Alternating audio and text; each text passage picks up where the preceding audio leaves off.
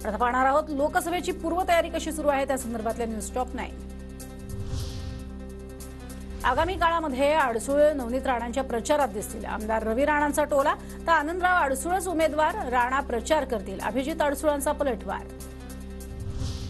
शिरूर लोकसभेसाठी अजित पवारांच्या जवळचे माजी आमदार विलास लांडे इच्छुक। अजित पवार माझ्यावरती अन्याय होऊ देणार नाहीत, विलास लांडे यांना विश्वास। शिरूरमधून शिवाजीराव आढळराव पाटीलही इच्छुक।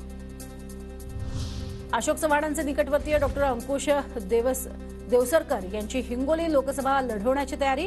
देवसरकर महायुतीकडून लढण्याची चर्चा। हिंगोलीसाठी महायुतीत इच्छुकांची मोठी गर्दी। खासदारकीच्या दुसऱ्या टर्मसाठी मी मैदानात। अमरावतीतल्या एका कार्यक्रमात नवनीत राणांचं वक्तव्य। नेते माझी मंचावरती बसून खिल्ली उडवत होते, पण ते लोक हसत गेले, मी शिकत गेले, असाही टोला। भाजपच्या केंद्रीय निवडणूक समितीची 6 मार्चला पुन्हा बैठकीची शक्यता। 29 फेब्रुवारी नंतर 6 दिवसात दुसऱ्या बैठकीचं आयोजन। बैठकीसाठी फडणवीस उपस्थित राहण्याची शक्यता। मावळ लोकसभेची जागा राष्ट्रवादीला मिळावी यासाठी आग्रही। श्रीरंग बारणे कमळावरती लढणार असतील तर भाजपकडे उमेदवार नाही का? मावळ लोकसभेच्या जागेवरून सुनील शेळके यांचा भाजपला सवाल।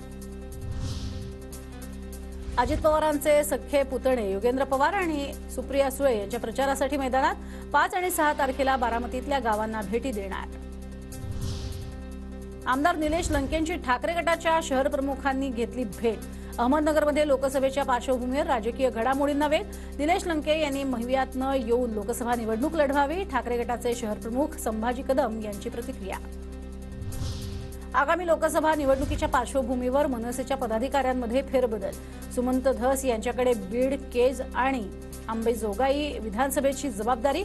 जिल्ह्यातील विधानसभा देखील ताकदीने लढवणार असल्याची पदाधिकाऱ्यांची माहिती।